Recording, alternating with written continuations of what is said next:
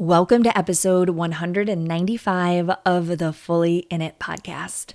There is something I see female entrepreneurs do that often leads to burnout, health problems, or just plain feeling a lack of balance between home and business. In this episode, we're going to dig into a concept I'm calling business minimums. And when you implement this, you're going to have more energy, find it less stressful to reach your goals, and enjoy your business way more. Business will no longer feel like it's taking over your family life. Curious what this looks like? Let's go ahead and dig right in. Welcome to the Fully In It podcast with Kate Saffel, a show for powerful moms growing life-changing businesses while showing up intentionally for their families. I teach you how to create a family-first and profitable business in less time by leveraging simple strategy, mom life-friendly systems, and above all, the mindset of going fully in it. You ready? Okay, so a couple of years ago, I noticed a pattern in my business, like clockwork. I would get a brilliant idea for a workshop, and I would be so excited about it that I'd want to implement it right away. So I would try to guesstimate how long I would need to market it, let people know that I was holding a free workshop, and it was typically about 2 weeks. And then I would end up hosting the workshop during the start of my cycle when my energy was the lowest. It took me a couple of times of doing this to finally see the pattern and that I was making business decisions from the high point of my cycle, basically when I was ovulating instead of the low end. So why am I sharing this story that probably feels a little personal? I mean, if you are a listener to this podcast, you are most likely a female and you have a cycle, so you get this. But I want to take this to a much bigger scale and talk about why it is so important to be aware of what is your business minimum, because you probably have one that one, you're unaware of, and two, could potentially be causing you issues such as feeling burnt out, feeling like you can't keep up, comparison, and just pressure. So here's what you need to know. People build businesses on ideals. Thinking about the ideal amount of time and imagining ideal energy levels and ideal health and ideal family life and ideal circumstances as if everything will always go perfectly all of the time. But we know that this doesn't take into account the human experience. You, like me, are a mom building a business, which means you have children and things can go wrong and home life and all of that, your energy, your time. There's a lot of moving targets on any given week. And so if you want to love your business, you want to enjoy it long term, for it to be sustainable for you, you need to build out your business minimum. So let's talk about what this looks like. The first category I want you to think about is your energy, because how you feel on a daily basis, your ability to show up and either feel full of energy or at least have enough energy versus having no energy is going to make a big difference in not only the success of your business, but just how much you enjoy it as well. So when you think of what you can reasonably accomplish on a weekly or monthly basis, you want to decide from your lowest possible energy. Just like in my story that I shared, you want to account for if I'm having a down week, if I'm maybe feeling like I'm getting sick, or maybe the kids are really busy at school and I just don't have a lot of me to give. What could you get done no matter what? So you want to decide this from your lowest energy point in the month. And you know your body, you know your health way better than I do. So what would that be for you? What could you get done no matter what? Again, remember that there's no ideals. We don't want to shoot for the ideals. Here we want to shoot for the bare minimum, hence the name of this podcast. So for me, it's one podcast. It's one email, and it's coaching my clients. That's it. Like that simple.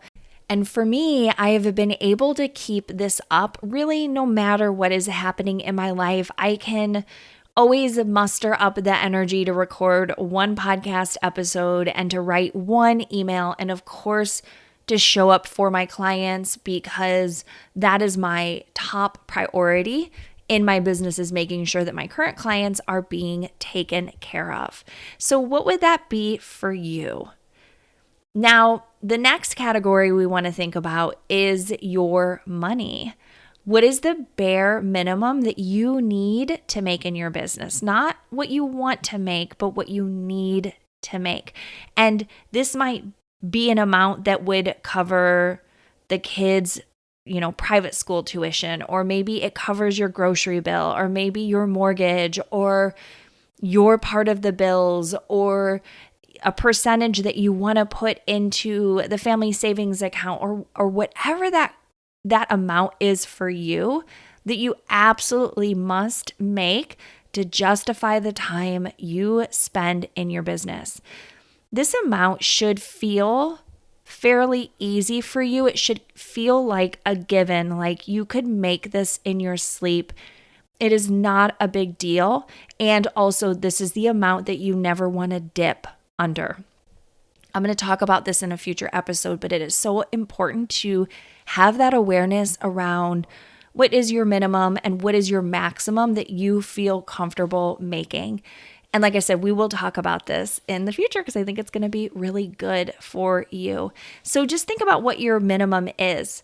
Now, here's what you don't want to do. You don't want to set such a high financial goal that ends up feeling more like pressure than possibility. There are very few women that I have coached who can create significant success from pressure. Most women do best when they have a goal that feels exciting to them and it feels possible to them, but it doesn't feel scary huge. And I'm wondering if that may be you too. The key here is not to compare yourself to other people. So it really doesn't matter what someone else is making every month in their business. It doesn't. You need to think about what matters most to you. I was talking to a client recently about how much I charged my very first coaching client. And this was in response to her saying, like, I think maybe, I'm not technically charging enough to this client, but I'm just so happy to have her. And, she's my first client, so she's kind of like my guinea pig. And so I'm just going to charge her this amount. And I said, hey, listen, it is totally okay to charge that because you feel good about it. It feels good to her and you're at peace. And for me, when I signed my very first client, I think I charged maybe like $165 a month. And you know what? I was so excited to get that. That covered the cost of my website. It covered the cost of my email marketing and, maybe like some little extras here and there. And I was so stoked. So your money minimum is going to be very personal to you, and that is okay. Are you ready to scale your business? Listen, if you are, there is something you need to know.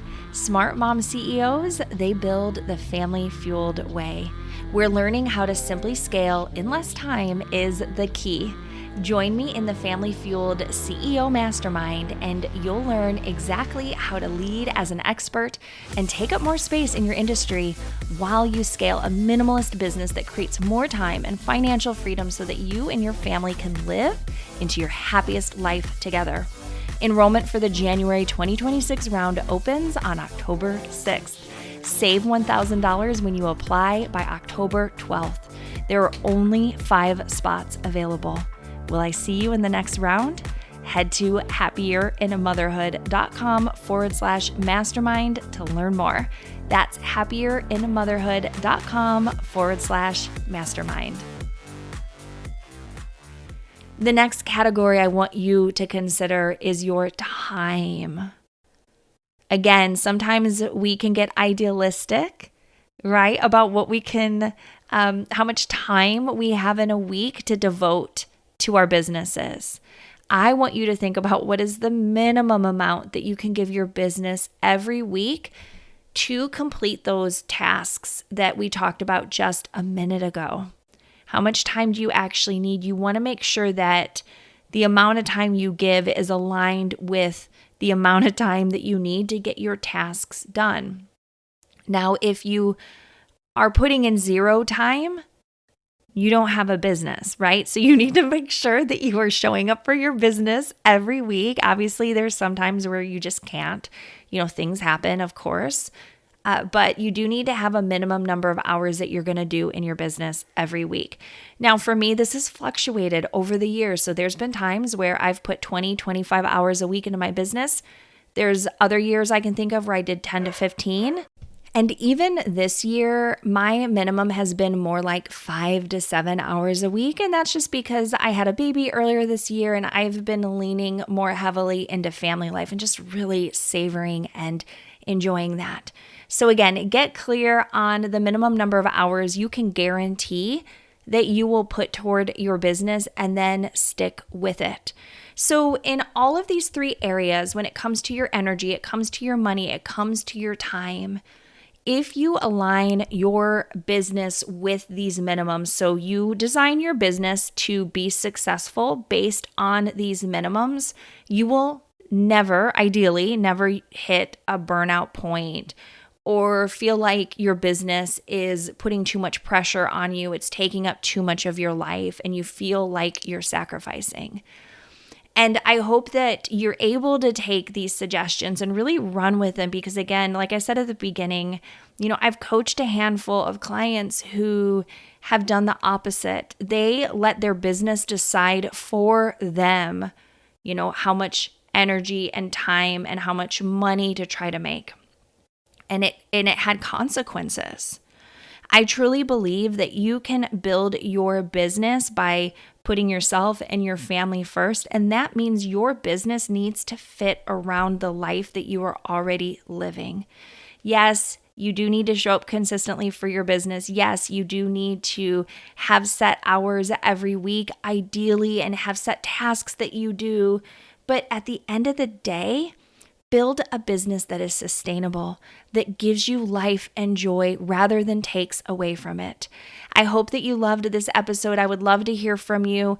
Of course, it's always so helpful when you leave a review on Apple or on Spotify and just shoot me a couple of lines. Let me know what you're loving most about the podcast, or feel free to just reach out to me. Send me an email or a message, and that just makes my day to hear from you. I hope the rest of your week goes great, and I will see you on the next episode.